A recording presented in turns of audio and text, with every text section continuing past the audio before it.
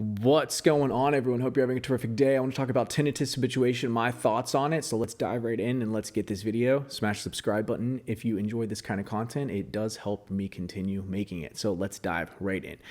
I see a lot of people asking me, how long did it take for me to become habituated? And I will tell you that.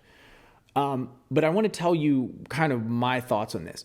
I stopped measuring. When I stopped measuring if I was habituated, that's when I really was habituated. I stopped viewing it as a destination that I need to achieve, and I started falling in love with the journey of improving myself, improving my thoughts, getting my thoughts under control, learning to become more stable emotionally with this condition.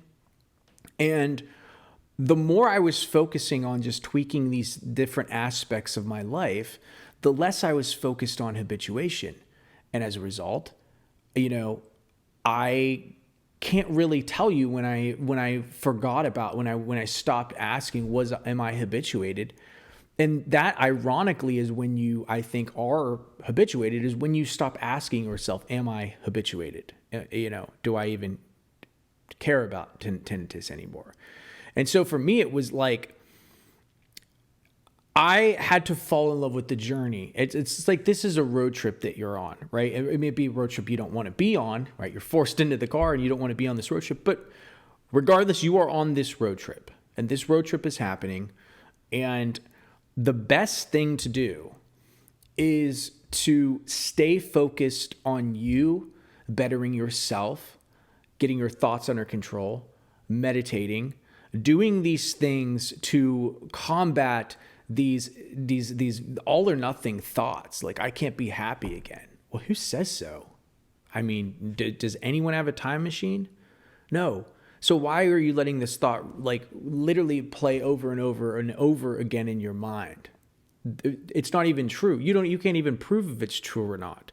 Yet these thought scripts, I call them, play on and on and on in people's brains. And it doesn't have to be with just tinnitus. How many thoughts? You're worthless. You're a bad husband. You're a bad father. Your life sucks. You wasted too much time. You screw up everything. You're bad. Like all of these thoughts that everyday people have running in their brains. We let these thoughts just dictate our lives. And why don't we ever stop and ask ourselves, like, is this thought reasonable? Not even if it's true. Is it even reasonable to think this thought? And that's what I had to do dealing with anxiety and, bouts of depression, stuff like this. I had to start challenging my thoughts. I had to start taking inventory of my thoughts. I had to start going through and being like, why am I believing this? Like, why am I believing that I'm undeserving of love, or that, I can't find someone that would, where it would work out, or this, or whatever, I had to start challenging these thoughts, and I had to start saying, no, I am deserving of love. I am a great person. I have a lot to offer. Yeah, sure. I'm a work in progress. I have my issues. Who doesn't? You know what I'm saying?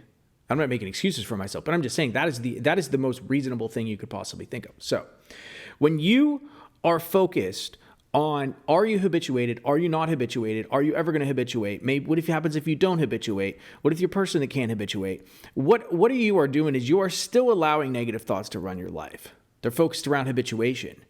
But the best thing you can do is when those thoughts come into your brain, being like, I don't care. I'm going to get better.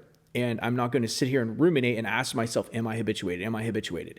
It's not something to chase. It is a result. Okay? It is not a destination. It is a result. The result of you getting to your destination, the result of the road trip is you getting to your destination, right? The whole point of the road trip is to fall in love with the road trip, is to be on the road trip, is to learn and find ways of entertaining yourself. So when you get, so like along the way until you get there, you're not like just completely like bored out of your mind, right? And so I think about it with the same with tinnitus. What can you do? What hobbies can you pick up? What can you do? Can you maybe make more friends? Get excited about something, right? Get excited about life again. It might be hard to do, but your emotions follow your actions, right? You might not feel like working out. Okay, well, if you wait till you feel like working out, you're never going to work out. If you start working out, now I wake up and I feel like working out. Why? What changed? Well, you started working out. Your brain has to start seeing results in order for you to start following them. So what I would recommend people doing, do not focus on habituation. Habituation is a result. And it happens when you fall in love with fixing yourself, when you fall in love with taking, your thoughts captive, when you fall in love with getting your crap together. Habituation is then a result. So when people ask me, and I will tell you how long it took me to habituate, I told you I promised I would. When people ask me, like, how long did it take you to habituate? It was very gradual. It was an extremely gradual process. It started, I would say, I started feeling better almost immediately once I realized, like, okay, I have a game plan. And I started building this like roadmap for my life and this blueprint and things to do. I started feeling better immediately. I still noticed the ringing. It was still extremely loud, and it still, resulted in me feeling negative emotions. And the first 6 months were very difficult for me. They were very difficult. I did have bouts where I didn't hear it. Like I would go out with friends and I didn't notice it, but then I'd come back home, bam, it was there when I'd wake up. And I wake up, and then sometimes I would like walk down the road and I'd be like, man, I can't do this. Like, this is just too difficult. But I would pick myself up and I would keep going. That was in the first 6 months.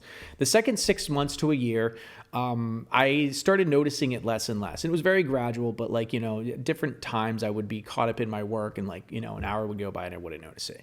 And that gave me a lot of hope, because I was like, okay, instead of like 5 minutes of me not noticing it, now it started extending to like 30 minutes to an hour, to where like some days, a year in, some days I wouldn't even notice it at all, and I'd have a really good week, and then I'd have a bad day, or I'd have a really good, month, and I'd have a bad week, and I'd have a good hour, and then I'd have a bad 10 minutes. And it was very, very rocky. It was nonlinear. It was very up and down.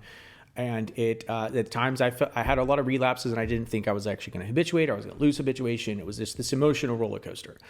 Currently, I am about 2 years into it right now, and I feel I am completely habituated. It does not mean there couldn't be some sort of catastrophic event that could happen, and it could throw me back into things, but I have the tools. I have the coping skills. I know how to approach the situation, and for the most part, keep my thoughts under control and not let them get the best of me, and able to pick up myself and get on and have a reasonably happy quality of life. So I am 2 years in. I am completely habituated.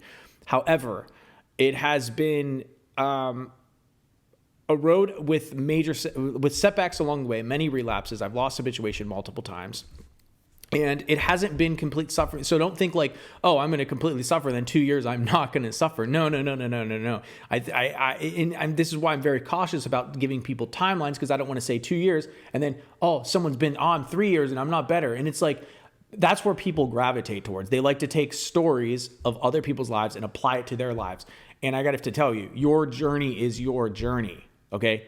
That's why I'm very careful about giving like dates and times and stuff like that, because your journey is your journey. It may be less time, it may be more time. Who cares? As long as you're on your journey and you're doing what you need to do to become healthy, don't compare yourself to other people. That is like the worst thing you could possibly do. Comparison it literally robs you of your joy. And I wish that somebody would have told me that. But I had to kind of tell it to myself. But if you're sitting there waiting and it's like, oh, am I habituated? That's ironically one of the things that will keep you from habituating, is because you're focused on habituation, which is your brain is then focused on tinnitus, and then it's round and round it goes. So you have to be like, okay, I'm going to habituate. I know that I am. I'm going to trust that I am. And I'm going to literally focus on bettering my life, focusing on getting my thoughts under control, pick up meditation, yoga, pick up a new hobby, get healthy, get back in the gym, stop eating a bunch of, shitty food.